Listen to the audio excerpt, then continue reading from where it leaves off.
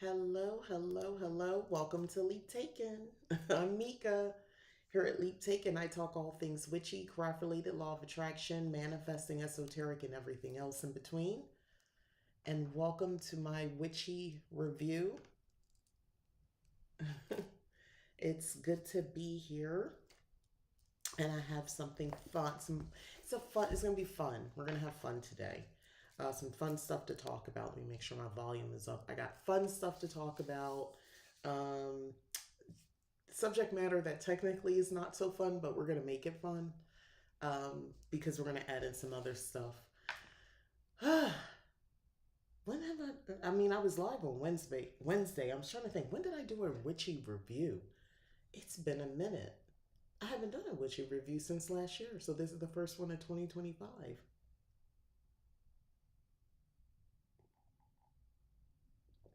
Kind of excited. Okay, first off, we're going to be talking about. Hi, Empress Golf. Happy Friday. We're going to be talking about this book, Witch in Darkness, Magic for Tough Times, Bad Days, and Moments of Total Catastrophe by Kelly Ann Maddox. Now, I'm doing part one because I want to take a different approach to. I'm basically turning this into a book club. You just. But going forward, unless it's a short book, my intention is hey, Gemstones. Hi. My intention is to um,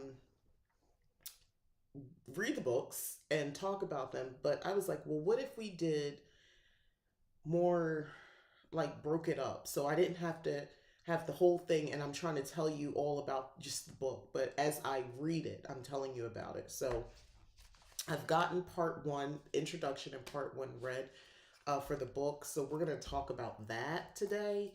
And I think this is, I mean, not every book, but I think this is the type of book you kind of need to break it out to just talk about it in one's like just the whole thing in its entirety. I think it would be a lot. It would be a longer video. So anyway, I'm gonna do it that way. And I think going forward, that's how I want to do. And if you were here for Wednesday or you watched, I talked about how I wanted to go back to the books that like my first witchy book that I owned. Emphasis on own because I know I've read other things, but this is the one I owned. This is the book. So this is the book that I own. What year did I get it? I don't know. I don't know. It says cover illustration 2002, so not too long after that, I guess. I don't know. Um, I started seeking out like witchy books and things like that. Probably like 2005, 2006, maybe 2006. Or is it? Dang, I'm trying to remember. I don't know. Somewhere in the early 2000s. That's when I started this. That's, I've been, I try not, I try not to think too far how much time has passed because I'm like, well, 2004, 2005. I'm like, well, if it's 2025, like, dang, I can't imagine this much time has gone by. I've been doing this witchcraft thing like officially for like 20 years. That's wild. And you know what? Kellyanne Maddox, that book that we're going to go over, very relevant. Very, I'm going to be, I'm going to, hold on, we're going to get into it. But all these years in that book hits, I'm going to just tell you that. This was the book that was like, I think the first witchcraft book I owned. And obviously, I told you I was in a Wicca, so duh. Wicca, a guide for the solitary practitioner. So this was that book. So we're not gonna talk about the book because that's not what we're gonna do. But we're gonna talk about like where I am now.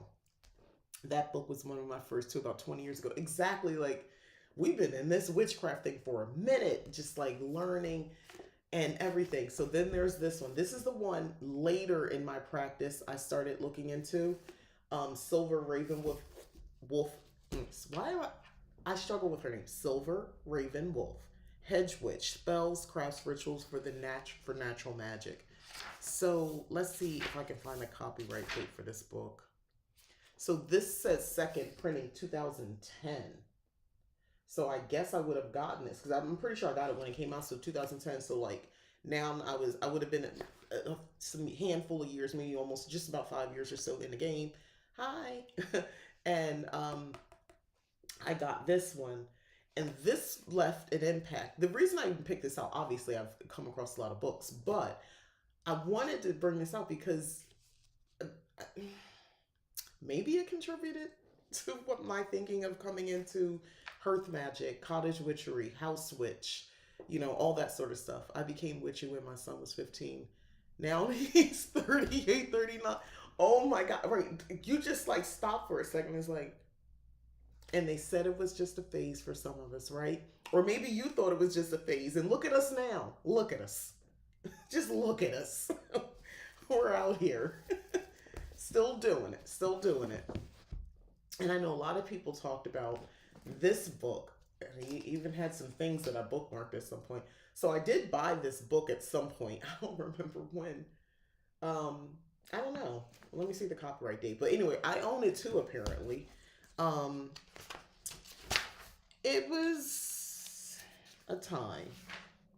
Let's see. 2008, first edition printing, 2018. So this one's not that old. Hey, Dylan. This one's not that old. But I do own it. I do own it. I just wanted to point out I do own this book. Apparently, I looked at it. It's a lot of stuff in here. I mean, I guess it's good information, right? Is it? I don't know. I don't remember. I don't know. I don't know what I did with this book. There was the other book now that I'm thinking about it. Oh, no. There's another book that I was coveting. Wicca, A Year and a Day. I know they did like a revamp of that book or something years later, but that's another one I have. You still have The Solitary Witch by Ravenwood, second book. Okay. The other one, now that one I was trying to follow so much, but that one was hard. You had to like, if you guys know what I'm talking about, that Year and a Day book, the first printing, you had to get all this stuff together ahead of time under my lamp. Okay. You had to get like all these supplies so you could do the rituals and stuff like that. But they would tell you in advance, like, okay, for this season or month or week or whatever, you're going to need all this stuff and we're going to be doing these things. I kind of liked it because it kind of set up like the planning side of being a witch for me. And I did enjoy that, but it got a little bit too much because in those days, I wasn't in a position where I could just buy things like that. And where was I going to get some of these things? Excuse me, get some of these things. Amazon doesn't exist at this point. So, yeah. Yeah, I'm pretty sure Amazon doesn't exist. Yeah, it doesn't exist when I'm doing this. So, isn't that crazy? Man, when you start really thinking about it, do you know how people who are just coming into the craft in the days of Amazon and like overnight or 2 day, you can just get your stuff immediately. I mean, I'm very grateful for it too, but when you were just starting back in the day, you didn't have that. You just were like, well, how am I going to get a hold of that ingredient? And you just, I don't even know what I did. I just figured it out. I started learning about substitutions. That's where it was really a big deal. Like, use a white candle for everything because maybe I couldn't get access. Finding metaphysical stores. First of all, do you remember not having the courage to go into the metaphysical store? Like, you wanted to go in, but you were afraid. Oh, I don't know. I thought someone was gonna come get me. And was like, "What are you doing in here?" I don't know. Well, I don't know what my deal was. I used to be scared of my own shadow for the longest time. I've come a long way, baby. If you notice in the description, and also from the title, before we get into the book, I do want to talk about something. If you have been watching me for a long time, you'll understand how special this is that I'm talking about it.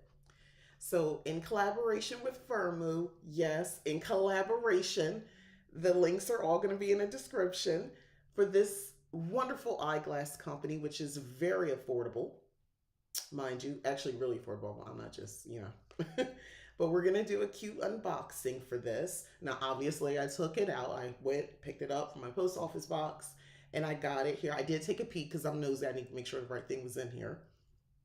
But let's get into it. First of all, this is the case that it came with. So I instructions manuals, I don't know, Firmoo. Links are in the description, and there's a code 50% off. So this is the top of the year if you were looking for some new glasses. These are prescription. I'm quite excited. Look at my glasses. Now, y'all know I like a colorful frame, but I was dying for a pair of black glasses. Now, get into it. Do y'all see the little, look at this. Yes, a collaboration. Y'all see this, the little cat ears and the little whiskers here? Meow. Tell me this isn't adorable. Tell me this isn't cute and witchy. I don't know what else to call it. These were like really affordable. Like for real, please go. um, and you know, I love a good pair of glasses. I'm seeing well, like, so they got the prescription right. And I do think these are absolutely adorable. Look at this. Do y'all see where I'm talking about the little cat ears at the top? Y'all see this with the little peekaboo? And look at the paw print on the inside. Look at that. It's a paw print on the inside. So ordering was easy. You go to the website. Again, links in the description. You can go there and get these. I'm not like hard selling you on anything, but some of us need to see. And a lot of us, you know, if you didn't use up your flexible spending account money, HSA money, all that sort of stuff, and you still, because a lot of things like, or no, I think it starts over for some people, but if you got the kind that carries over, you might have a little bit extra money. You can go ahead and get these glasses. The cat, the cat lady. I'm, I'm allergic to cats. This is as close as I'm getting to it. But this is giving like cute cat lady, right?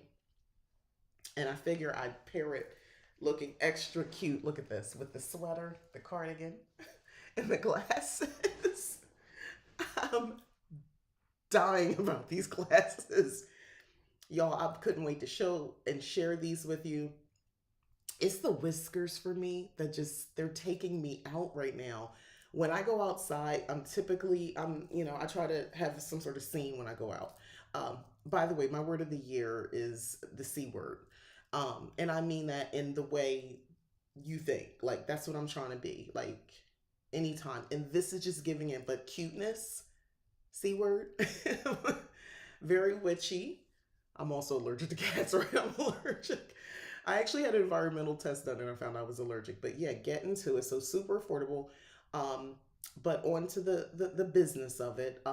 That code that I have in the description, 50% off the glasses, y'all. So like I'm coming with good stuff. So use my link or my code.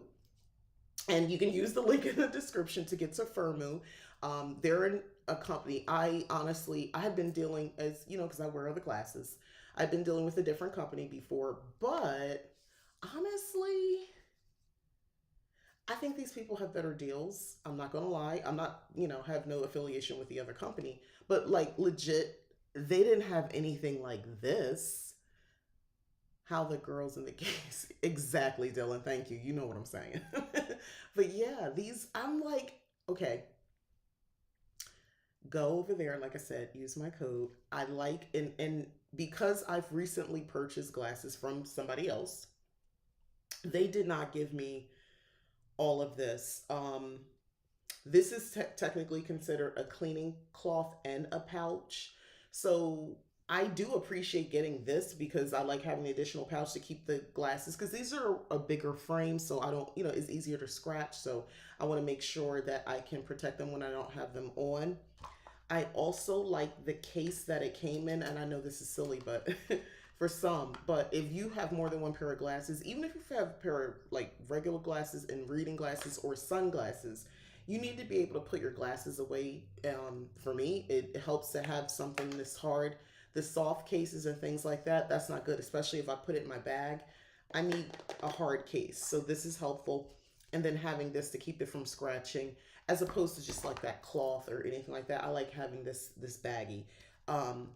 These are practical matters that I find are important, but most importantly, I got the glasses with them. I'll check them out. Maybe they'll have some dope pink frames I can try. Yes, please use that link and it's 50% off. So yeah, do that.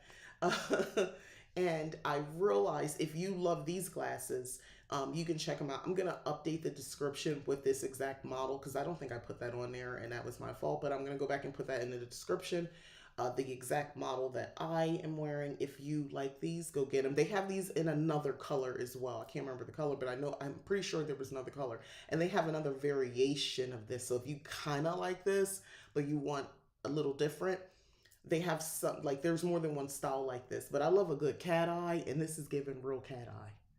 Zenny is where I usually buy glasses, but they haven't had any fun frames. Right, they have more fun frames over at Firmoo. Um, Check them out. I'm legitimately able to just talk about this and really promote it because I actually like the glasses. They have some fun stuff over there, and it's actually affordable. I'm not sending you guys on a wild goose chase and you get over there and you're like, this is all this money. No, 50% off. So if you were looking, or if you just like, more of an aesthetic thing, even though as a eyeglass wearer who needs the glasses to see, I find that that kind of bugs me a little bit, but that's not my business. If you want to wear just glasses and you want fun glasses, like I said, for aesthetic, they have cute glasses over there, so you can check them out. So yes, my first collaboration, and I think the glasses are adorable. I think they're absolutely adorable. And like I said, if you really enjoy this frame, this particular model, I'm gonna go back in once we're done and find the model and all that sort of stuff if you're interested, so you can get this exact one. And then that paw print is taking me out. It's the paw print. I don't think I even realized there was going to be a paw print when I ordered these. But here we go. So these will be on because I need to see to read everything. So, all right. But yeah, 50% off. Can't say that enough. State that enough if you're interested. And I got it quick. They tell you, I think it's approximately 2 weeks. I got it really quick. Um, so everything was pretty simple process. Just have your prescription. If they are prescription glasses, obviously put them in, do, and I have them. Actually, these were a little quicker than the other company, but I'm not gonna get into that. I'm just gonna talk about Firmoo because that's what they asked me to do. All right. And I actually like them. So I can proudly talk about this collaboration. I feel good about it. And yeah, these are cute. I'll be wearing these. These are cute. And I will continue to have, oh, and yeah, use that code. It's good for a while, but use it. Help me use it and get some good glasses. But now on to the books. On to the books. All right.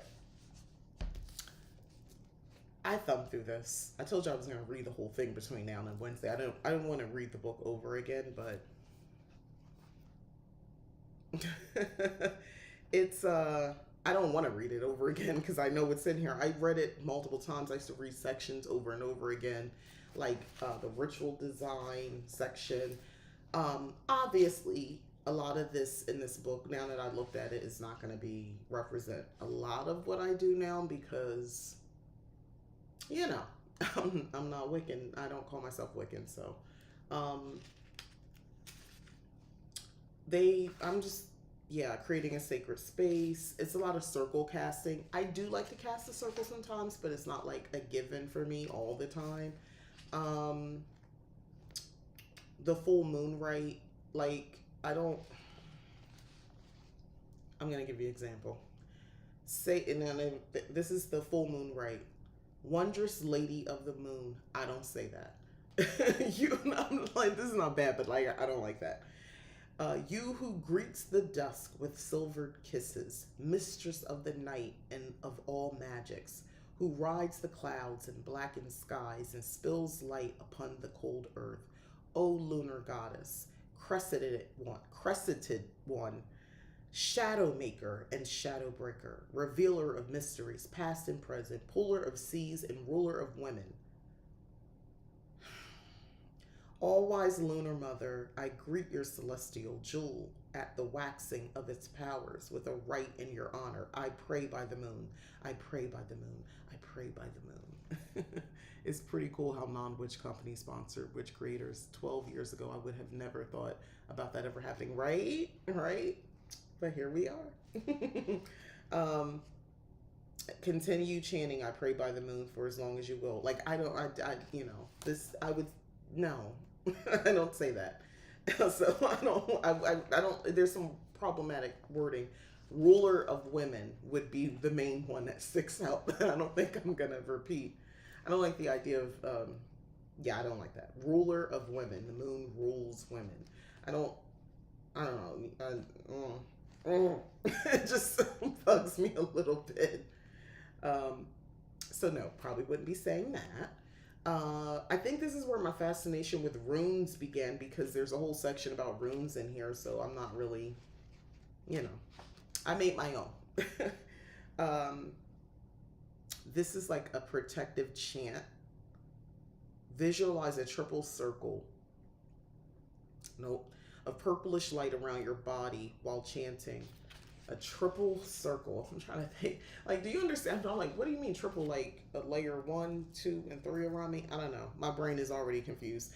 I am protected by your might, O gracious goddess, day and night. Another of the same type. Visualize a triple circle and chant.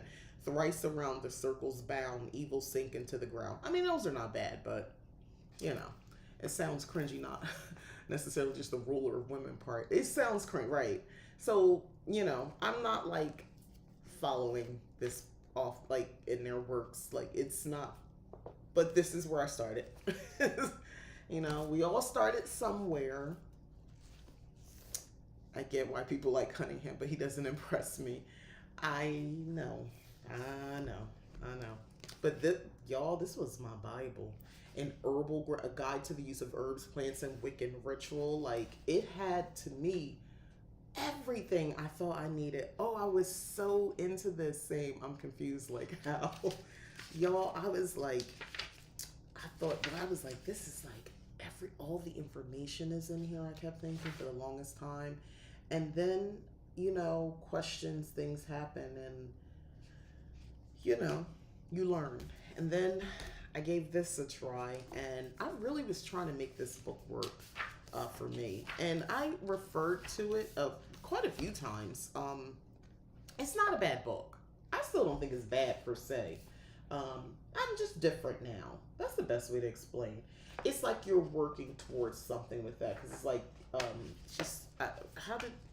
because it's like the 7th night. You're like doing all these things, and it's supposed to lead up to like something. What is it? I don't even, it's been a minute, y'all. I tried to thumb through real quick, but your personal primal language. Okay, girl.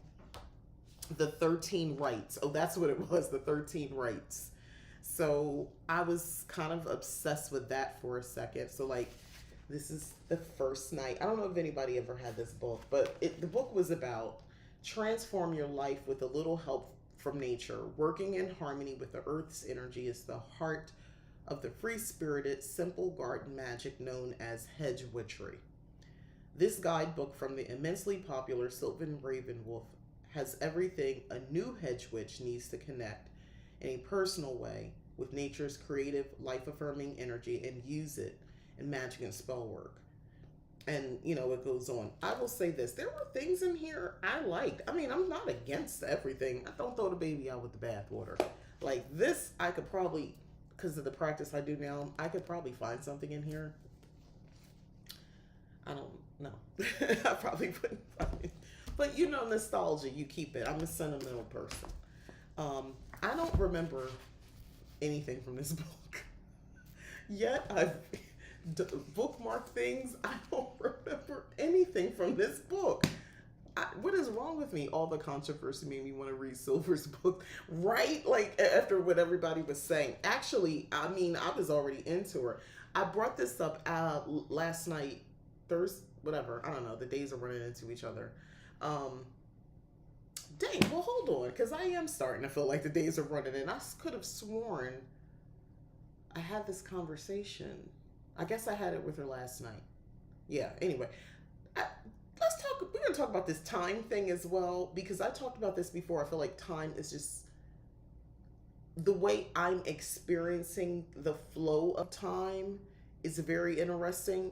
And then I found someone on TikTok who specifically said and I do feel this way, y'all, when they started up that CERN thing, CERN, um, is effing with the time. It's messing with our time because we are experiencing time. There's so many of us all like all walks of life, not just the witchy folks, but a lot of people are saying, I don't know, it just seems like how are we at Friday? I feel like it was just the beginning of the week. My person of choice was Ellen Dugan and all her books. Cottage Witchery. Yes, yes. Yes, yes, yes. I like her fiction books too, by the way. Helen Dugan. I'm a fan. I have her tarot deck as well. I like a lot of her stuff. But let's get into this. So anyway, that was a blast from the past. In short, Hedge Witch might be the only one I could probably still work with today. Like I could go in there and thumb through and probably find something that's relevant for me now to work. Like I could do her 13 rights and just build up. I probably could. That might be a fun thing for me to do for myself. But that's about it. Witch in the Darkness, Kellyanne. Kellyanne. I took her course recently. She did a course. I forgot what the name of the course was. Forgive me. But it was actually, I thought it was pretty solid. Listen, I've been taking different courses, a lot of, and hers was a paid one, so I paid for it. But I have taken some free stuff, and I find that one of the issues is that it's boring for me. I think I'm putting it on me. I think my attention span is nil at this point. Like I struggle. Maybe it's because of all the TikTok. I don't know. But well, they say it's going away, so maybe I'll get it back. Um, but I feel like it's hard to keep my attention, and I'll find myself looking at my phone. I'll look at something else on the screen. I'm like all over the place. Like it's hard to keep my attention. Um, that's something. I mean, it's probably a me problem. She wasn't boring though. That's my point. Eden Walkler for me. I don't know who that is. Okay, I gotta look that up. I'm not sure who that is. So, couple things. She has a content warning. Some of the toughest aspects of the human experience are covered in the pages of this book. Please ensure that you feel safe while reading. Potentially difficult topics include abusive relationships, grief, sibling bereavement, addiction, mental illness, self harm, and suicidal ideation. As much as I strive to write about these topics in an empowering and inspiring way, I know that you are on your own unique journey, and it's paramount importance that you put the book down if you feel that the reading experience has become harmful to you. Um, so I'm stating this before I even get into it as well. And coming into it, so the book is separated into three sections. I'm only talking about part one. There's three parts. Part one, did I say that part? Yeah, three sections, three parts. Part one, part two, part three. Um, Part one, raw and real witchcraft, is what we're going to get into today. It is worth separating these out to talk about it because I really want to get into it. Yes, on that Gabby her sick. um, we're gonna get into it right now. She had me at the introduction. Heads up, she had me at the introduction when she says, as a certified spiritual counselor, award-winning tarot reader, witchcraft mentor, and author. Mm, I love this for her. It's been my privilege to work with witches worldwide for a decade now. And she goes on to say she has thousands of conversations with practitioners of every stripe from all over the planet, with all manner of different cultural backgrounds and unique perspectives. Each one has deepened her understanding of what it means to walk a witch's path. And she goes on, she's like letting you know who she is, how she's coming in. And that is a great warning. This from the introduction, and I'm gonna get into the meat. I want to be clear about what I'm not trying to say in these pages. when I was reading this book, I heard her accent. I don't know. I'm hearing her voice. If you follow her channel, you know what she sounds like. The whole time I hear her voice when she's doing this, which I like, so it works. She says, for one thing, I'm not suggesting that witchcraft is the one and only remedy for any problem you encounter. And I can't stress enough how important it is to get help from as many sources as you need. I'm in no way seeking to imply that you can simply throw magic at your issues and abandon everything else.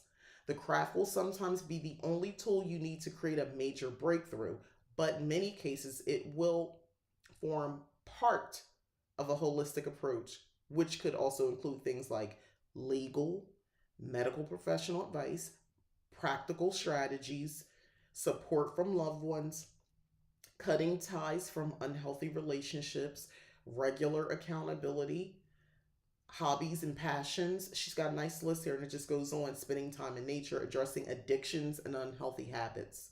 So she goes in. So, first of all, I'm impressed because that's how I would approach it. Like, hey, let me tell you what I'm not about to do. I'm not about to tell you this is the fix for everything and you don't need to go anywhere else and, that's it, one and done. Witchcraft is the only way. Um that's incredibly harmful, I think, to take that approach. Um some authors actually, I think some do. I do. I've come across over the years people who kind of, I was like, pause, don't know. I read something recently where I liked the book. I didn't like the tone of, well, if you don't agree with this, just keep doing it. And I'm like, no, I don't like that kind of, I don't like that. Um, I haven't read any of her books, but with all the self care witch books, I trust Kellyanne. Yeah, more than the other authors. Honestly, I feel like she's more legit than the others. I have purchased other ones and they're boring. I mean, I can just tell you, I've been bored, silly, trying to read them. It seems like it's regurgitated information. She's coming from, she's walked it. She's lived it and she's applied these approaches. And spoiler, when she started writing this book, her sibling was unfortunately taken, or he died. Um, and she was putting the book on hold. So like things got real, very real for her.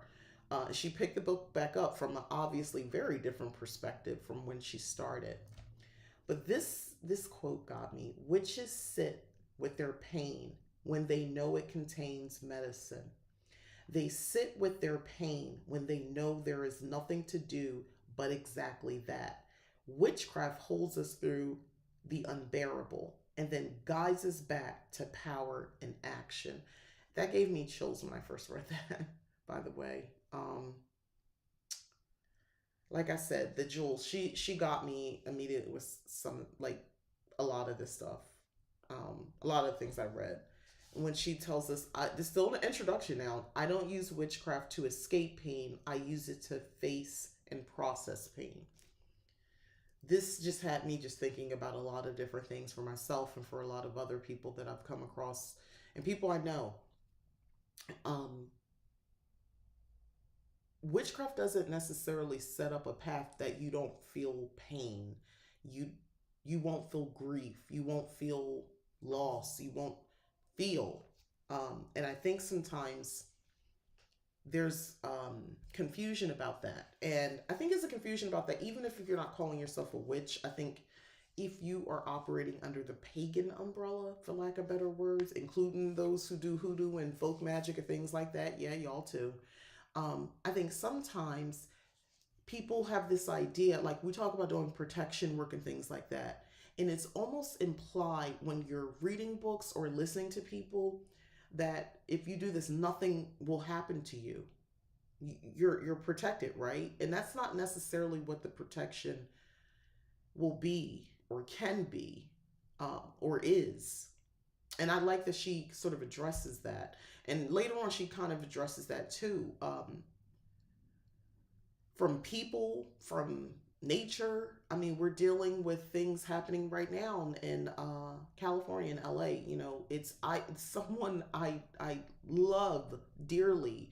Lives there. My best friend's son. I've known this person since before he even met the world. I knew him, and he's living there.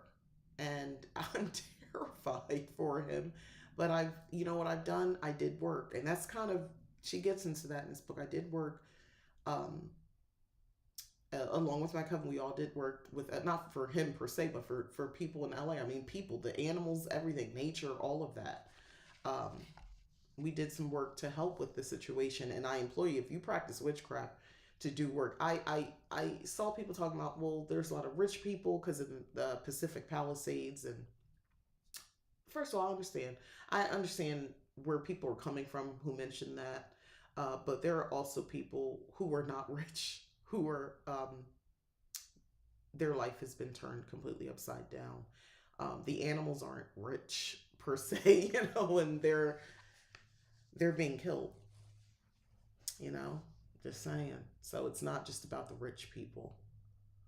Uh, that's part of the reason why I trust. Oh no, you already read that. Oh no, because she was one of the first witch YouTubers I found 12 years ago. So I've seen her grow. Yeah, she's been around for a long time. I respect her as well. Her video about her brother is very touching. She's right. Witchcraft helps me process grief. Yeah, she's not telling you to run from it. She's not saying witchcraft is going to be something you can use to just make it go away, because that's not going to happen. It doesn't work that way. You agree? Okay. So then she says, I'm so happy and privileged to have written this book. Without witchcraft, I wouldn't be alive to write anything at all. Well, I almost start crying when I'm reading this. Just that line right there. I am so happy and privileged to have written this book. Without witchcraft, I wouldn't be alive to write anything at all. Y'all, I understand where this woman is coming from. I understand.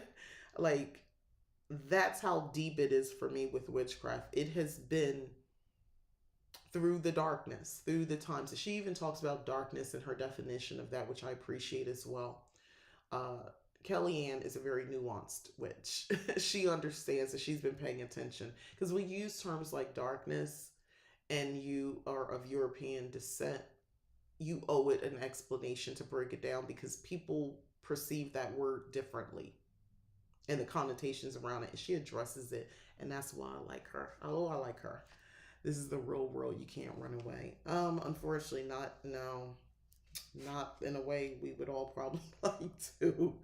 Um, there's a breakdown. She tells you how to use this book if you were curious. If you got this book, like do I just read it cover to cover? She says, she references her book Rebel Witch in the same way that she wrote Rebel Witch, where she said, I encourage readers to develop a truly tailored practice with their specific needs and personality traits at the heart of it, throwing away cookie cutter stuff and getting clear, excuse me, on what you want your witchcraft to feel and look like.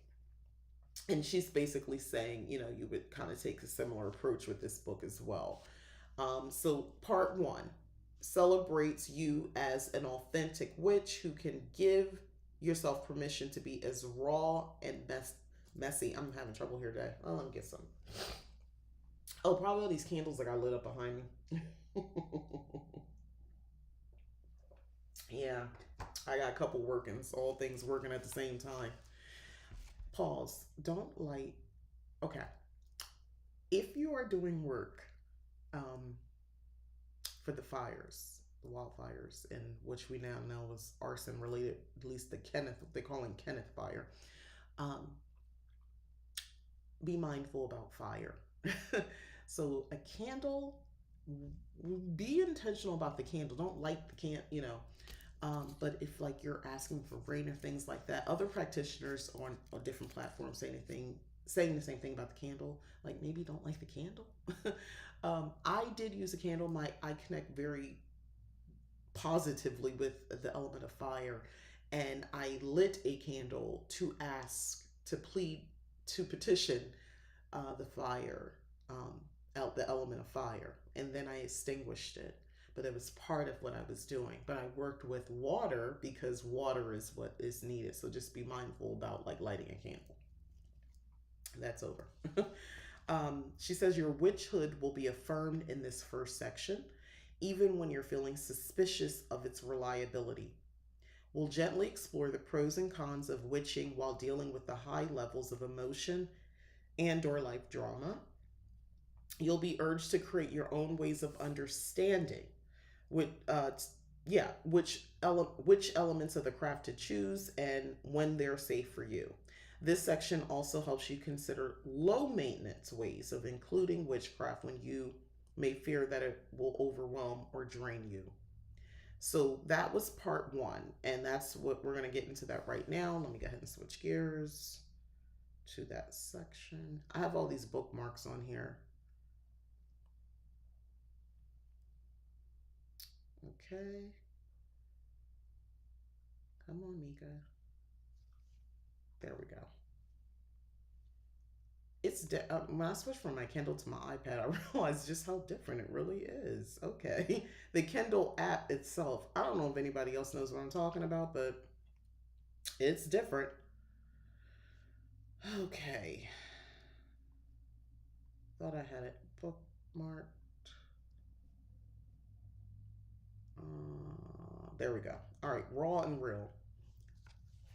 So this first section encourages you to have an honest, safe approach to witching through dark times.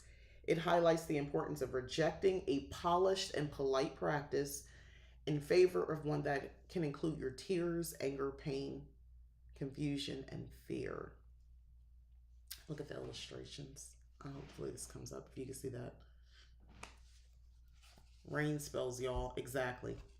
There. Hello there. Oh, hi, Eve. 1137. Glad you're here. Welcome. Yes. Yes, please do the like, comment, and subscribe thing. It's like super helpful. um, so how so in the parts there's different chapters in part one. So we come in with sacred imperfection. My favorite thing about this is she's really challenging you to let go of being a perfectionist, a perfect witch. And this spoke to me because I know this is an issue for me sometimes where there is a lot of details, but like everything from not even going to my altar because I was like, well, my energy's off, so I don't want to go to the altar. That's the point. That's the point, Mika.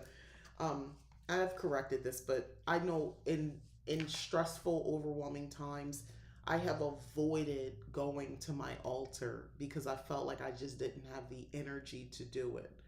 Um, yeah, she says fostering an imperfect practice is the key to witching through darkness. Imperfection makes the craft feel unintimidating and as if it truly belongs to you no matter what's going on in your life. I can totally agree with this, and she was definitely speaking to me when I read that. Witchcraft is available to you whether you're short on time, money, sanity, or all three. It's a tool to be used, not an ornament to be polished. That stood out to me so much. Oh my gosh. And listen, guilty. All these years of practicing, I know I've done that. I know I've put myself um I know I've done that. And I've avoided an opportunity to truly release and bad times, darkness, things like that. They eventually go away or works itself out, and you might have a new reality. But I can think back in the past, it would have been helpful. It would have been very helpful. I've learned. But, if I'm not careful, I bring this up because if I'm not careful, I could see how I could slip into that again. Especially, this is one of the things if you've been practicing for a very long time. You have to be mindful that it's possible that you could slip into are these glasses crooked on my face? I'm tripping, y'all. There we go. It's possible that you can slip into some bad habits because you know everything. Well, not everything, but you know what I'm saying. No, I already know. I would just do this and do that. But if you only it, for I'm speaking for myself, obviously. One of the problems I have is I kind of get into this. I already know. I just know to do this. I know to do that. But like I'm not doing it, and the days are going, and I'm not doing it. I'm not doing. A full moon went by that was an opportunity to release, and I might not have done it. Things like that because it's like, oh, I know I have 3 days before, 3 days after I can get to it. But if you're really going through something, you're not checking in, you're not doing it. So That's about me. I have to be careful too. I love that she says you don't need to constantly serve the craft. It is the craft that constantly serves you. Which, mm, as a cottage witch, I like to work with the energies in my home. I am not laboring with this. Sometimes I think, again, the image that, and hopefully not me, hopefully I'm not doing that to anybody, but what I've gotten, especially from people on social media, especially more in the folk magic realm, like, oh, you gotta wipe your house down, at the beginning of the month and scrub the floors and scrub the doors and everything and all this sort of stuff. You have to do it at this time. Well, if first of all, I might be laid up in the bed dying from cramps. I might be sick. I might not be home. There could be a lot of different things. I might already have company there. I'm not going to stop everything on this like manic cleaning spree because the bad things are going to happen if I don't. Um, no. I don't want to do that. But I feel like sometimes that's how it's presented, specifically like in anything in an umbrella of folk magic. Like you have to be doing all these things. It feels almost like a manic response when the way I see some people kind of even talk about their practice, and I'm like, that's. And what if you have a cleaning person? I don't know. I don't know. When you're witching, you can be honest, and I love that she uses the term witching. When you're witching, you can be honest with yourself at last, even if you don't feel that's possible every elsewhere in your life. Your craft is no place for airs or graces. And that's why I've made rules. I don't enter into agreements with any sort of spirit, deity, even my ancestors. Being aspirational, I only approach it from what can I do now? What am I able to do? If I'm petitioning for help, um, or asking them for something, and I feel like I want to give some sort of offering in return, I'm very mindful about what it is I'm willing to do. If I start to work with a new deity, and she gets into that as well, I'm very mindful about how that relationship's gonna go. I don't oversell. I don't try to commit to too much offerings and things like that because I may not be able to keep that up. So at the end of each chapter in the part, there's a section, and it's a different font if you can make that out, and it says write it. Let me change it. No, I better not change the background. You won't be able to see. It says and it's an opportunity for you to write. So I like that you read and then you participate at the end. What did you learn about imperfection and mistakes during your upbringing? And then she breaks down, explain how the lessons you've learned have affected your witchcraft practices. So the lessons that I learned, and I can just answer these questions out loud, and you guys think about this. So what did you learn about imperfection and mistakes during your upbringing? Um, During my upbringing, I felt like it wasn't okay to have accidents that had consequences that affected somebody else besides me. But if it did was just me, I still I used I was afraid of like if I accidentally broke something, the consequence of that was terrifying. Learning to drive, getting in a car accident, it like I felt like I couldn't have an accident. It would be very bad. Um, yeah, that's the best way to explain it. Yeah. So making mistakes, like okay, messing up in school to a point. I felt like I had wiggle room because I was always considered smart. So um, if I dropped down to a couple B's and a C in there, it wasn't the end of the world.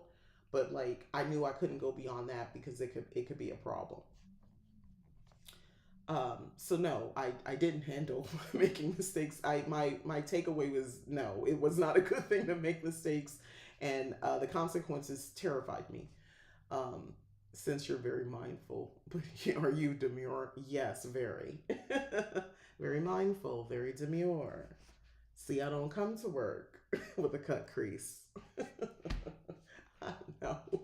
Where do you currently struggle to implement sacred imperfection? right now. So you're supposed to create a list focusing on both witchcraft and wider life. I mean, that's a deeper question. I'm not going to get into that. And then there's a quote here: a witch in survival, excuse me, I'm sorry. A witch in survival mode is often in possession of more power than they know. Tell me that's not true. When your back's against the wall and you out here, trying to get through whatever, especially if it's financial and relationship stuff, and you got a burden of responsibilities on you, let me tell you something. You do not realize how powerful you really are. When people feel like they have nothing to lose and they're in survival mode, the power you can yield, the power you can summon. Love this space, so positive. Yes, I'm glad you feel that way. But yeah, you like think like I've been in that space before. Um and this is the part back to what I said. Being a witch doesn't mean you don't have tough times. You don't have dark times financially, within your love life, within your career, within your health, relationships, so forth. Everything else. Like, it doesn't mean, and it also doesn't mean she even at some point she brings up just becoming bored. I say disenchanted a lot with the practice because I witness that often over the years. Not over the years, I've seen people just kind of, I think they got bored with witchcraft and the way that they were practicing. They might have tried different things and they just got bored with it. I think the longer you practice, you have to be careful about that too. Also, because of emotional things, if you're going through some other stuff, you might not just derive joy from it. She addresses that as well, and I appreciate that. The other section, speak it. I love the speak it. It's at the it. Each chapter ends with this stuff, by the way. So these are like affirmations. Listen to this one. My practice can reflect and support the parts of me that feel scary, weird, or unfinished. Sacred imperfection is always a medicine, never a poison. I do not need to constantly serve the craft. It is the craft that constantly serves me. All right, so that was chapter 1. And then 2 is prepping for darkness. I got a lot out of this. I got a lot. So there are some things you can do to prepare your practice for dark times in advance. So she's going to get into that. She says, if I can do anything to help that struggling future version of me, it makes sense to do it while I'm feeling able. This is something I've talked about. During the times of stability, optimism, and joy in your life, you've got yourself a nice energy surplus for storage. This is what I was talking about when I came on at the beginning of the year, and I talked about, if you don't believe in vision boards, New Year's resolutions, you believe the real time is in the spring, harness the energy. There's a lot of other people who do. Harness this energy now. Same thing I would say in around the holidays. You might be broke. You going through it. You don't have money to buy what you want. Harness the energy around you. Try to grab that. Or if you are normally not someone who you feel like always has money and now you do, you've had a windfall and you can buy the things are going well, harness that energy. Code it into an amulet, into a piece of jewelry, into a candle to be used for later, into herbs to be burnt. Like, harness that energy, grab it. It's collective, and you can use collective energy or from yourself. Someone scored is the worst man or woman. Is the worst man. Oh, wait, maybe I missed the first part. Ducking and weaving the power is there. Oh, gotcha. Okay. Then she gives, consider doing something from the following list of suggestions to assist you in dealing with future darkness. Protect and prevent. She says, in this little quote here, so whenever you're feeling optimistic, abundant, or joyful, it's a good time to do some protection magic on yourself, your property, loved ones, and so on, as a future wall of defense. I agree. Um, Write a break glass in case of emergency letter. I love that. She gives detail about that. Stockpile that sweet energy, kind of what I was saying. Devise codes for your gods and guides. So during a time of suffering, some witches feel disconnected from the beings and energies they work with. They find it harder to reach out or receive messages, and they struggle to do devotional work. Codes can be used as a kind of SOS signal to alert a being to your situation or inform them that um, you need a break from routines and routine interaction. Um, the another thing she says, create comfort items. She mentioned like a crystal, a tarot deck, a piece of jewelry, an item of clothing to kind of help you through the dark times. I love that one. And then again, at the end of the chapter, you get to write it. Um, the quote is, I love you enough to prepare you adequately for safe and healthy witchcraft. I will do this by. So, this is the letter that you write to yourself. Write a letter to yourself that begins with these words. So, I love you enough to prepare you adequately for safe and healthy witchcraft. I will do this by. And she goes into it.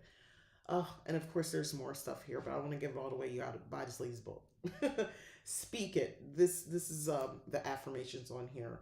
Preparation is a powerful element of witchhood. Stay ready so you don't have to get ready. That's what that is, and that's what I say. All right, so chapter 3 in part 1, things look different in the dark. When you're going through a difficult time, your witchcraft practice may shift significantly. I think if you've ever gone through anything, you already know grief, loss, whatever, emotional things, mental health issues, things like that. So she goes on and gives, she says, here are some that may apply to you when you're witching in the darkness, tools and things like that. Oh, she mentioned, yeah, and now allow yourself necessary alterations. Like if you don't feel inclined to go to your altar, she tells you what to do with that. You don't have energy for the spiritual journaling and record keeping you usually enjoy. This is something I suffered with going out of last year with. Um, Toward like the end, those last, I would say December, I was really struggling. It was one of the a reason I realized I need to take a break. I am actively experiencing a flux of hormonal changes that are never consistent. Day to day, it's different. I never know which mixed bag of crazy I'm. I don't know what it's gonna be, and I'm just riding the wave as best as I can. Um, but some of that means the things that have brought me immense joy or just made me feel relaxed or I just would get lost in it all of a sudden became something that I just became very disinterested in and I just didn't even feel like being bothered with it. And that's when I knew something was really wrong. Um, in my case, and she talks about it like, hey, it's it's okay to feel things. It's okay to feel the things that are maybe not pleasant, but like, okay, I don't like to just sit and mess. I don't know about y'all. I don't like to just sit in it. I I don't like to. This is something I have to balance because I had to make a promise to myself that I would feel my feels. I wouldn't I've had a problem in the past where I wouldn't feel feelings. Meaning if I didn't like the way I felt about something, if it made me feel bad, I just would that you were like, how do you stop feeling? You do something else or you find something to suppress it, um, which is not healthy because that stuff is still there. You're just not allowing yourself to express it. So, in the last 2 years, I've worked on myself, and there's a lot of reasons that I was like that. Back when she started asking those questions about, like, is it okay to make a mistake? It wasn't. So, yeah, it wasn't okay. So I've had to learn to give myself permission to, like, feeling bad is almost like an imperfection. I'm not being perfect witch, perfect Mika. I don't have all the answers, and I didn't like feeling like that. And I'm a human. I'm allowed to feel this way. Um, she talks about if you're experiencing emotions that don't usually appear during witchcraft, like loneliness, um, boredom, embarrassment, addressing that. So she's got a heck of a list here. Again, she's like, right on it with everything. Um, I think Aries love that type of thing. Be ready, stay ready. Yep. It feels like last year was a rough year. In a way, like I had wins and good things. I accomplished the things that I wanted to for the most part, but emotionally, it was rough. and it was brought on by like hormonal imbalances for me. Yes, I didn't want to journal at that time either. Yeah, you feel it and try to understand what it's telling you. Yeah, that so I'm at the point now like, and I just tell myself you're brave. Feeling those bad feelings makes me feel like I'm about to go out of control and I can't bring it back. And I ugh it's a control thing too, I realize. But this is what I've learned about myself over the last 2 years, making a conscious effort to feel like negative feelings like about myself. Not just like I'm comfortable with rage, anger, anything in that arena. Oh, I can feel those feelings. But like other stuff, no, I don't want to feel that. I don't want to hear. I don't want to think. I don't want to do it. I don't want to. Ugh. But I've gotten much better with like we can sit with it for a few minutes. Let's see what it like you said. What is it telling me? What's going on here? Let me assess this. Let me analyze it. Let me just sit for a few moments. But I can't stay. Um, Witching in dark times requires the self awareness to examine the list, and which is more stuff on there like this, and decide if anything applies to you. So, I mean, one of the things on the list here, you blame and resent witchcraft for being another source of stress. For some people, it is. If you have, prime example, if you're a creator like myself and you're creating content based around witchcraft and you're stressed, it could your practice, the whole thing gets tied together. That's something I had to, you have to be careful for. By the way, if you're sharing it, if even if you're not like a content creator, if you're writing books, if you're just sharing, sharing in that way, even if it's just within your own group, your coven, or you're the knowledgeable one amongst all your friends, it could become like you might assign stress to the witchcraft. I when I read that, I immediately got that. Um, then she talks about dead ends, lessons. Yeah, above all, acknowledge that you're not in a good place, and this will inevitably affect your mindset and performance. Anyway, she's like kind of giving more answers and things like that. Avoid irreversible changes. Go easy on forward planning. Welcome honorable guests, like spiritual things like that. Spirits. Trust yourself to be the expert, and that really stuck out. This and I'm going to get into this because this might, for those of us dealing with like loss, grief, things like that. Since the death of my brother, I have researched lots of ways to address the pain of my grief using witchcraft. Plenty of advice centers on communing with the deceased or creating a shrine in their honor, and of course each Samhain brings with it the inevitable focus on working with the spirits of dead loved ones. It has been absolutely vital for me to know my needs while considering what's healthy. Some witches are moved to reach out to their dead and perform rituals in their honor and place their photographs on the altar. My witchy instinct has vetoed all of these things. Um, that got to me too, as well, when she said that. Sensing that they would be emotional and spiritual danger zones. I've developed lots of strategies for coping and healing, but rejected much of the witchcraft advice that seems to have done so much for other practitioners. My entire body and mind say a firm no whenever I envision myself doing a ritual for my brother or reaching out to him, and that no is the only thing I need to follow. I have since reassured other grieving witches that it's not wrong to decide against any act of witchcraft that they suspect may be destabilizing. You are always the expert on you. And I agree with that. Um, I agree with that wholeheartedly. And this is, she's speaking from grief, but I think this is definitely can be applied to that, but loss of any sort. Um, some of us may know people who are affected by maybe losing their home right now. And I mean, you can always give the advice you think is on your heart to give, but like be patient with people. Like that may not make sense to them. And I'm talking about other practitioners or things like that. Um, Whatever you think might be a way, oh, well, we can manifest a new home. It's like, no. I don't want, they might take a different approach. Um, but that was really powerful when I read that. And yeah, it definitely stood out to me. You feel and try to, okay, you said, of course you're an Aries. Yeah, the truth. Yes. Um, that definitely stood out to me. And at the end of that section, and it goes on more, of course, the write it part is you are free to make any changes to your witchcraft that your intuition and sense of caution dictate. So she says here, write a firm, strong permission slip to yourself, confirming this statement.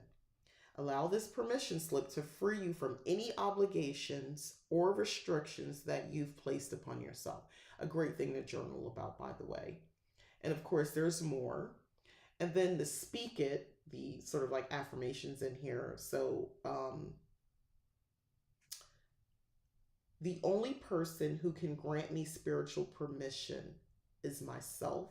And the other one I like is, and there's a few here. When times get tough, I search for what works, no more, no less. I love that. Oh my goodness. Oh. And then chapter 4, part 1. You see what I mean? There's a lot here. I could not go through this whole thing. I didn't want to do it like this. So we're going to break it like this and I'll be back with the rest. Witching through extremes. The use of witchcraft while feeling trapped in darkness and dealing with serious problems may seem like something worth questioning. In fact, in my work as a spiritual counselor, the question of practicing the craft while feeling frantic, rageful, or deeply sorrowful has come up a lot. And she goes into it. Now, unfortunately, I've experienced that recently with the rage thing and knowing, hey, I need to take a beat. There's levels of hurt, rage, and so much tied into this. Let me take a beat before I actually do something that I can't undo. This is something I want to read out to you. Many witches are warned away from giving themselves a reading or doing a spell during the sadness and fragility of heartbreak or grief. But those same states have inspired some of the most iconic healing and medicinal works of art and literature, as well as being a major catalyst for honesty, human connection, and deep realization. And I totally agree with that. Um, I think over the years in the relationship I was in, witchcraft was such a beacon to me. And I did readings and spells and things like that for myself.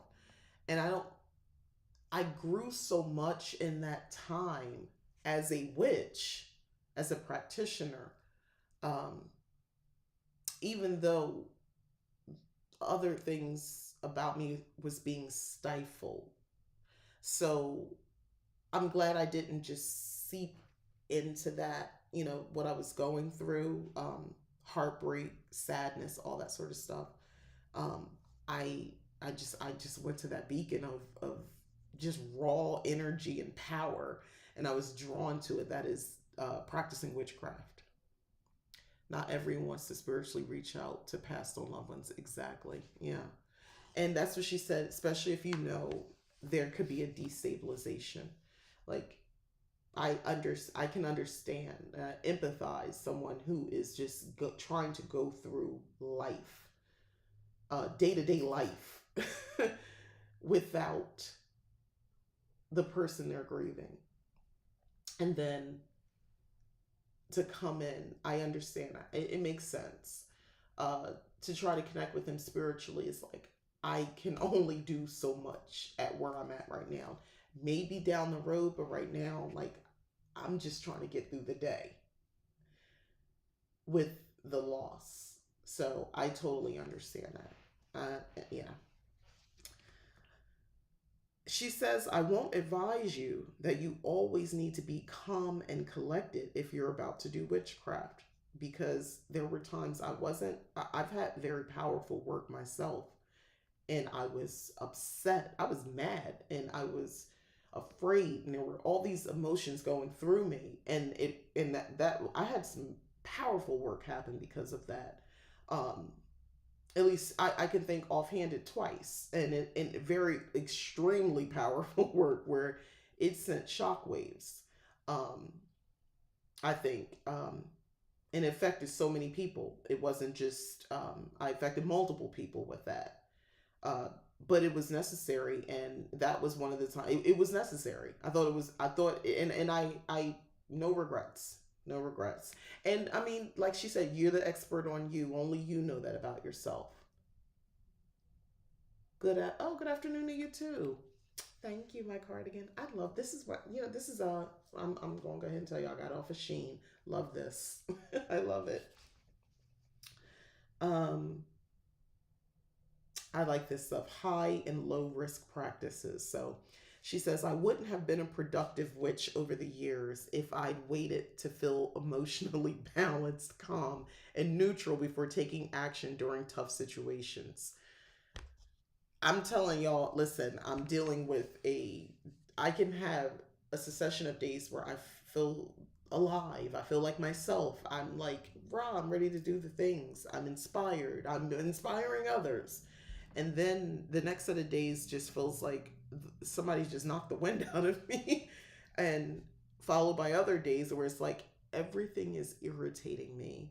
And then I feel like I'm working up to just full on rage. Like, don't don't piss me off. Like I can't tell you how it's gonna end.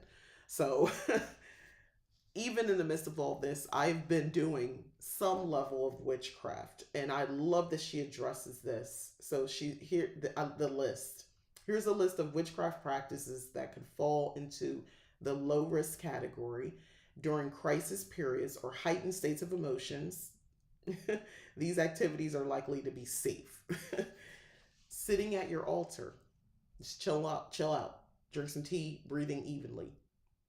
A lot, a lot of breath work has been happening for me, just to calm the f down, just calm the f down, and just be in a state that feels a little bit more okay. Just breathing.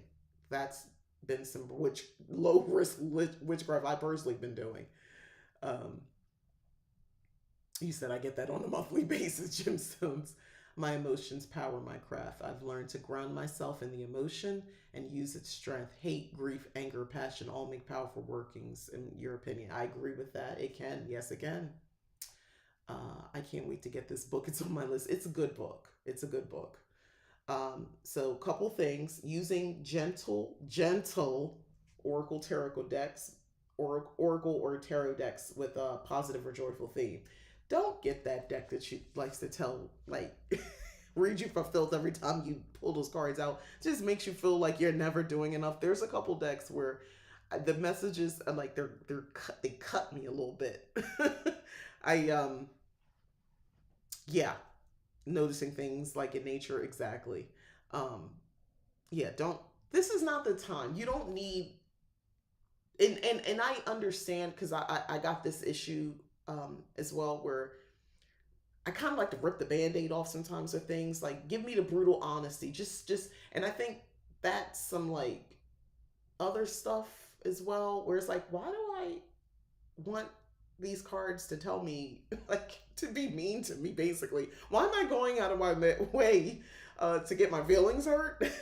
um yeah, I'm on that too, by the way. Like, where, because I'm one of those people when stuff like that is happening, I'm like, where the frick is this coming from? Like, why would I even want to hurt my own feelings? I don't know. If you're like that, get into it. Figure out why you're like this. It's like you need comfort and support. Exactly. Like, find, like, I like the Cozy Witch Tarot. That's a good one. It's cozy. It's low stakes. I don't feel like I'm gonna get a card that is gonna send me on an emotional whatever. I get that, but yes, that's what I was thinking. Okay. um Casting protection spells for yourself, loved ones, home possessions. I like that too. Like, just like making a jar, something to me, you're just putting things in a jar, you're gonna speak the words, you're gonna feel it, just protection. I like that. Guided meditations, visualizations, crystal healing. Um I don't see it on here, but I would go with Reiki as well. And she's got a couple stuff on here using like rosary, prayer beads, mala beads. Talking to a trusted spiritual professional or friend. I definitely agree with that. Reading comforting spiritual literature, listening to spiritual podcasts. Love that. Hopefully, I could be one of those for you. Asking your guides or deities to be present with you. Yeah. And going on nature walks is on here. It's a good amount of things on here for low risk workings. And I'm skipping ahead, taking a relaxing ritual bath, wearing enchanted jewelry, clothing for extra protection. Me, honestly, like this type, what I have on now, like this does something for my mood. It makes me happy. I feel soothed, even though I could be dealing with like some chaotic stuff. Making a mood or vision board to help you process emotions and align with desires. So it's not so much about manifesting, it's about processing. I like that idea. Crafting, painting. Painting helped me so much.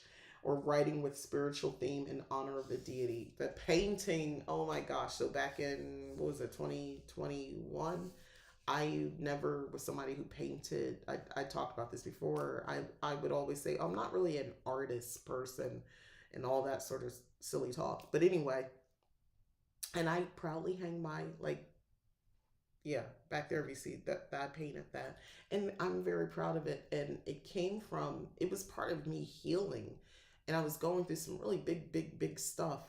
And what I painted was spiritual to me. I found it very spiritual. Um, so I go with that, and it was witchcraft. That was me practicing wit. I was witching. Blessing, consecrating your food or tea, speaking words over that cup of tea. Again, connecting with nature, especially the elements of earth, air, fire, and water. Oh, I love all these things. I haven't needed to go to any of my decks. Dylan's saying I haven't need to go to any of my decks when I'm going through it, but I have people to go to. Plus, I have a couple of healthy coping mechanisms. Good. It sounds like such a relevant book. It is. It is, and the irony is not like I just got some information recently, like hours recently, and I'm like, huh. Guess I need to keep reading this book because yeah, like I'm glad I part one. I'll be honest with you, reading this and then getting that information and taking notes, bookmarking, highlighting, and all that sort of stuff. And I really study this material. It has helped me and cope with the information that I got just a few hours ago. That is kind of a big deal, by the way, and not necessarily it. Well, I'm using mental alchemy in my case. So I'm looking at situations like this is an opportunity, as opposed to this is a thing that's happening to me, or this is a thing that's going to affect me negatively. I'm thinking of this is an opportunity for me, and I'm just running with that. But I'm using mental alchemy. Um, let's see what else is here. Building a strong relationship with what you see as the divine was so necessary for me. Yeah, what you see as the divine. One of the things, again, for the fifth millionth time, I'm call myself a cottage witch. I practice cottage witchery. When I feel like last night when I went to sleep, before I went to bed, I mean, y'all, the world, the things that are happening, and it's so many things. Like take like just personal life, but these things will affect you. Um, this man that's gonna come into office, and the craziness that's coming with it. Um, the LA fires. Um, TikTok potentially going away, which I have found has been a place where I've gotten a lot of good information, news. So yeah, it affects me. I don't want to minimize the yeah, it's an app. Because it was just an app. No, the people, the creators, those are people, and some of us actually have built connections, and it has been life altering. Those connections, people from all over the world, um, and the things that they've shared, and the relevant news of the time that they've been able to share. So all of this plus the ongoing issues in the world, and it just feels, it was so heavy on my heart last night. And I got into bed, and I if you follow my other channel, I changed my bedroom around and it's become ridiculously girly. And I love that if you can't see how I'm dressed. So I got into bed, I had my tray, I have a little lap tray, and I had some good food to eat, and I had the TV going. My comfort show is Modern Family for me. Have I seen every episode? Yes. It's my I go to sleep with it. I'm watching it, but I'm not really. I took a little something to help calm myself down a little bit. um, I had a little white wine on the side and my water. Gotta stay hydrated. Powered up my humidifier because we gotta stay, keep the skin juicy. I sat back in my bed and my nice pillows, the nice freaking bed that I recently purchased. And I just looked around and I'm eating and all these comforts. And I'm like, I am so effing blessed. This is, I feel like the baddest witch right now because this is all my creation. This is all my manifesting. These are all my intentions. My home, this space, the energy I wanted to get out of this space, I am receiving it. I'm getting, because I feel like my room, my bed, the food, everything, the air was just a warm, just a comforting hug. And I was able to just kind of be good, be okay. Did I solve anything? Not necessarily, no. But it was too heavy. It all was too heavy for me last night. Um, and this is what it means for me to practice. When I talk about putting that energy, that space comforted me because of all the energy I've been putting into it.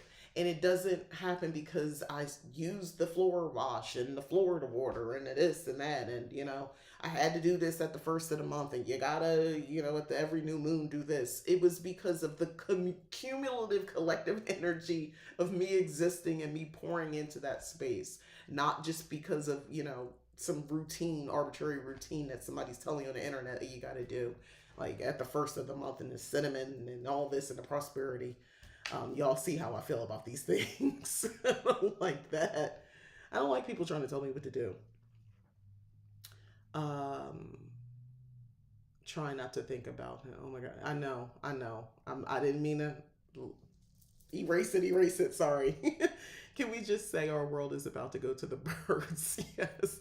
And I say this as I pray to my goddess. It is okay. In ancient Greece, they believed in demons, not Christian. I know what you mean. Yeah. The demons, and some were emotions. Demons are still deities. So with all, with that, all emotions are divine. I got you. Pop Culture Princess says, yes, goddess, ancestor, spirits, pets, they're my spiritual team. I intentionally cultivate a relationship with them. Exactly. All of it. And I mean, which is the point of what she's been saying is like, you can pull from your craft. You can pull from these deities that you have petitioned and you work with and that you do offerings for your ancestors. Pull, you know, reach out. I love the aspect of seeing what you can do when you're feeling good to help yourself when you're feeling down. I was feeling good when I put all that energy into that bedroom. Um, and I mean, I could, the, there was I'm working on self. So there was, I'll be honest with you, there's a part of me that I have been, and I've been doing this most of my adult life, where I've approached life like about my room. I just told you how it was comforting, and um, it helped me last night. And I was able to peacefully go to sleep because I don't know if I would have been able to sleep. There was a time not too long ago where I would have said, but I'm not finished my room though. And I bring it up because I almost said it. But there's still more I have to do. Like, why am I doing this? That, like, how does that, it doesn't add. I'm like, but I'm intentionally taking away from something like, um, anything that I'm working on, or like I would always add these like negative qualifiers on the back end. That's something I'm working on. And again, I know where that's come. I know why. I know the why, um, which makes it easier to understand what I'm doing and stop it because it's not helpful. Uh, okay. All right. So the other thing, back to this list, by the way, creating a sacred space and just being in there, no need for any extras. This is my space. This is my sacred space. So I do that. Cleansing your altar space, home or body using sound, smoke, or any other chosen methods. I agree. And then she says, you'll notice that these low risk activities are gentle and don't require tons of energy. There's no pressure to conform to this idea when you're compiling your own lists. This one is just for inspiration. High risk practices will be more likely to include divinatory readings for yourself or by someone else. Working spells against anyone who has harmed you. She has a caveat, but you'll get the book and you'll see. Performing long planned rituals. These are high. These are high lists. Trying something you've never done before, witchcraft. Leaving the body to perform astral travel, which could be low risk or high risk depending on what is happening with you. But only you know that might not be a good idea to do that, depending on where you are. Performing healing workings on others, so that's the Reiki. And I like she says, remember to ask whether you're in the best place to truly be able to give yourself. Again, these are the high risk. Performing high energy witchcraft without the supplements and medications you're supposed to be on. I'm guilty. Attempting to contact the deceased when they have recently died or died in tragic circumstances. Taking part in group work if your energy is not there. I would say, as someone who is a high priestess of a coven, I always say come to the work, and I have tried to meet any of my coven members where they are. Well, let's just do a short version of it. We don't have to go all in. We'll do a short version of the ritual where we just basically just speak things and things like that because, well, I care. So I don't want to push anybody. And if I feel like if you're telling me your energy is not where you think it's supposed to be, um, I'm okay if you just kind of like low key, you're just really observing. You're just in it, and maybe you can just get energy from that. And that's what it's like to be in a coven. Everybody's not going to be on their A game 100% energy wise all the time. That's okay. That's okay. Um, it's okay as long as there's been a balance of they've given energy before. You don't want takers. Trust me, we've experienced that. You don't want just takers. A nice healthy balance. This would be amazing as part of your leap taking business. Wait, I love the ask for seeing what you did. Wait, which part? Oh man, I'm talking. What? Tell me, Gemstones. You said this would be so amazing as part of your leap taking business. What specifically? Because I feel like I've said a lot of words and I don't remember. Tell me specifically what you're talking about. Forgive me. In the words of my 90-year-old grandma, charge it to my head, not my heart. I'm rocking with this rest of my life, by the way. I love that she says that. The mentoring part. Oh, I do mentoring.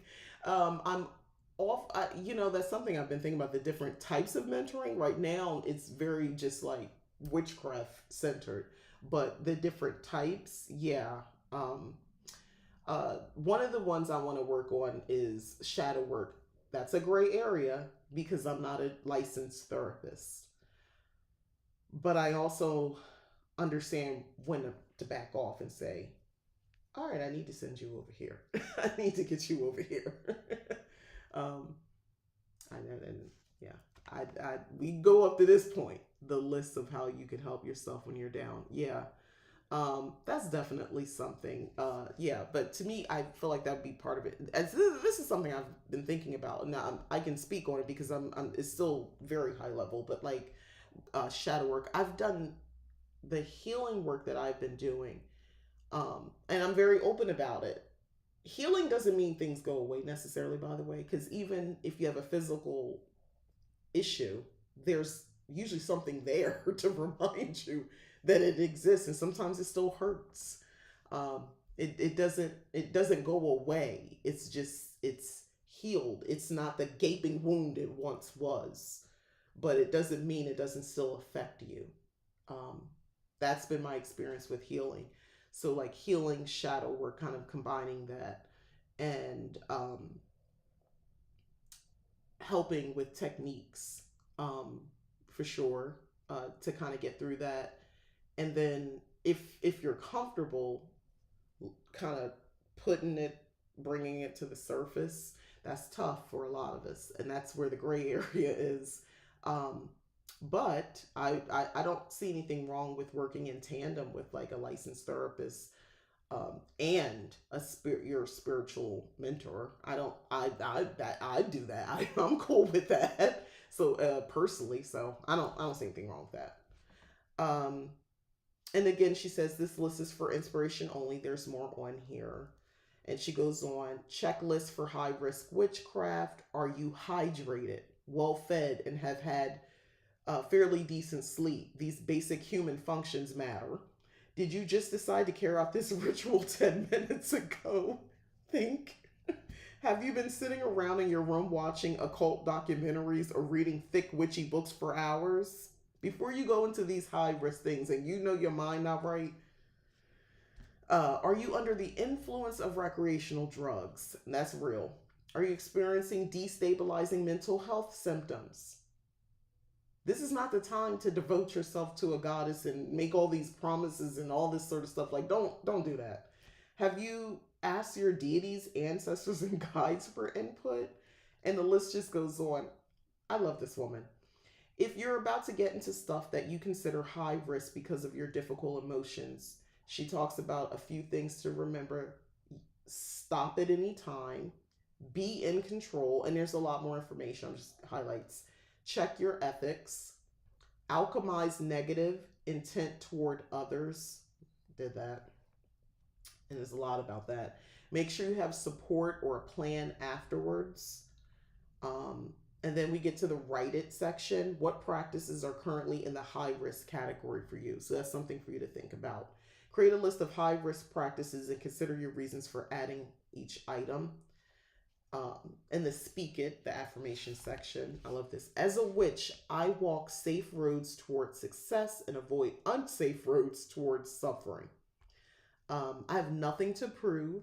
I would rather avoid potential danger in my craft than pursue it to my detriment.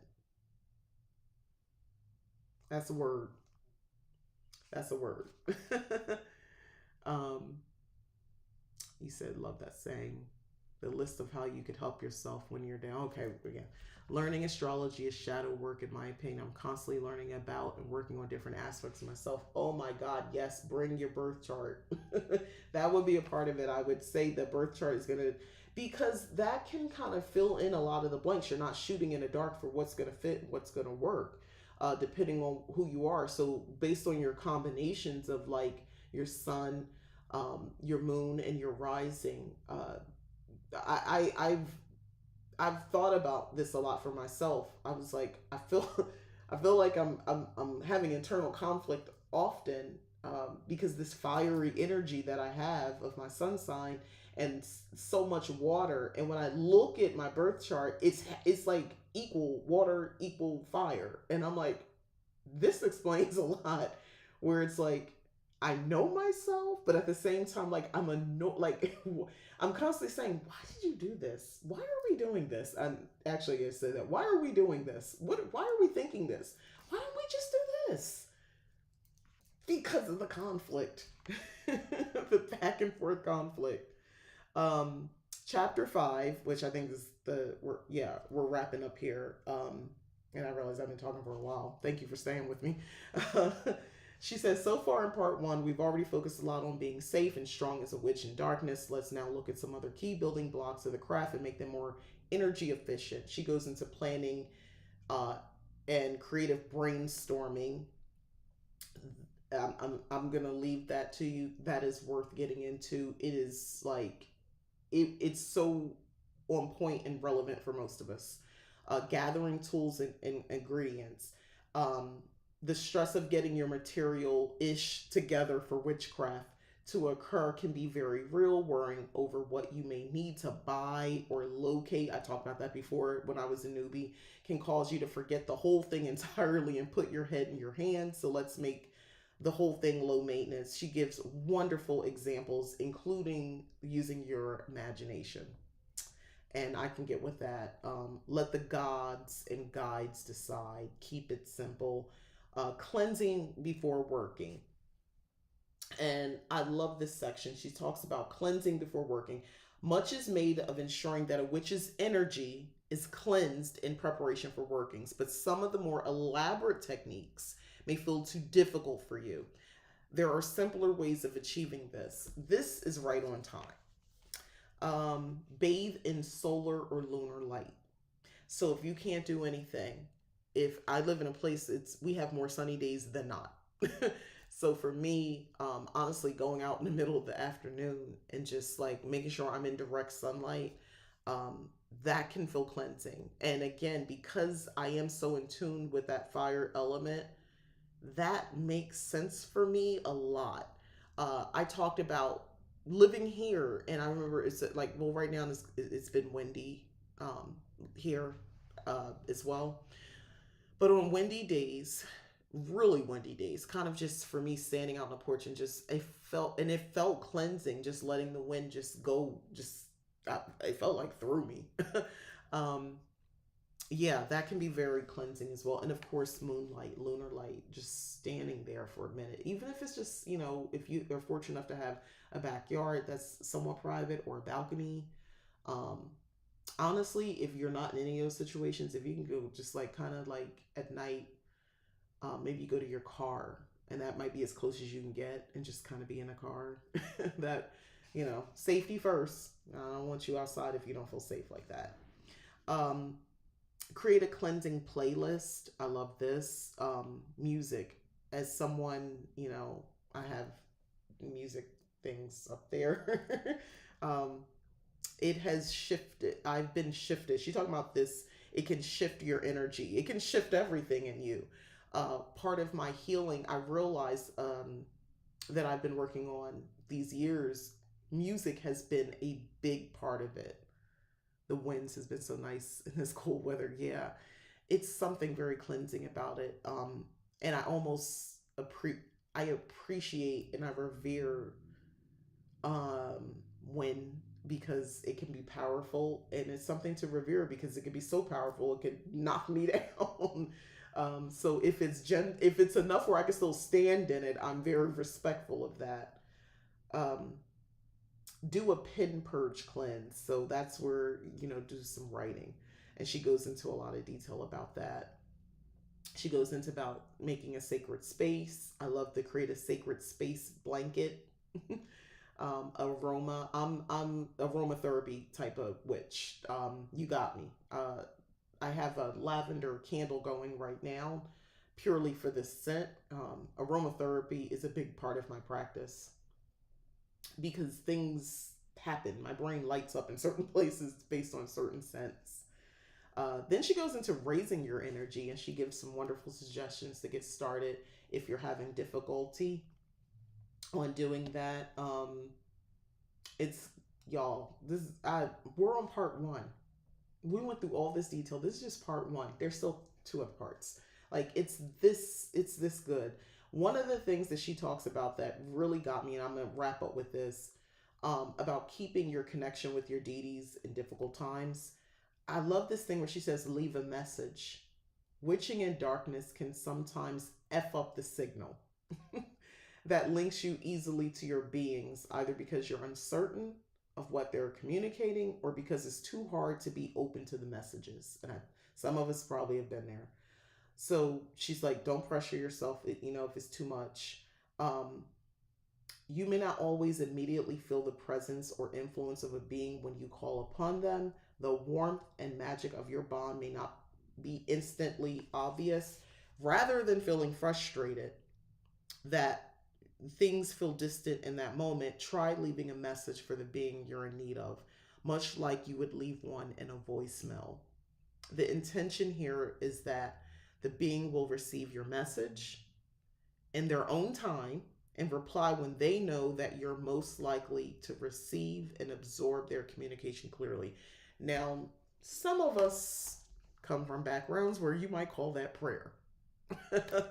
and except, I almost looked at it a little bit different. I took it literally because I was thinking in a situation like that, I don't know if it would help, like, pick up your phone and talk it, like, use your modern things and talk to this deity, talk to your ancestors, especially if you're working with an ancestor who you knew when they were alive, and you want to, and you're not feeling it, or just ancestors or something like that. But I don't know, I was thinking I would get in the practice, I would just pick up the phone and just start. First of all, do you not still I still love the flip. I love the flip. How do you not love flip phones? They're back. Anyway, but yeah, let's leave a message. Let's leave a voicemail. I was in a therapy session and the doctor told me I would not be welcome in heaven. Oh, welcome in heaven. And I just stood shocked, like, what she said.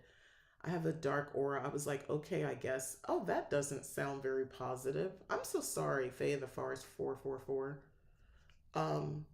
No one has the right to tell you that.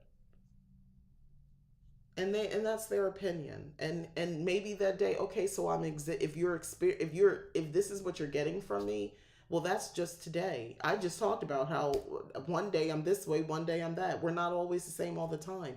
And there might have been a valid reason you were exhibiting that, if that was even the case.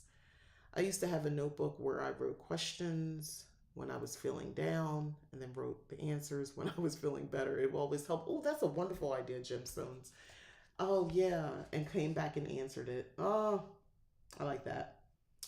On this note, she says too many requests for help or reassurance can also clog this signal, making it hard for you to receive guidance that you can't hear over your own fraught needs and emotions. So be mindful about, and demure. Yeah, be mindful and demure about, I say this in general in witchcraft, like with the tarot cards, the oracle cards, like some of us, I back in the day, like, you're every little thing you're using these cards, and it's like, are you even absorbing the answer, or you just keep asking the questions over and petitioning over and over and over again?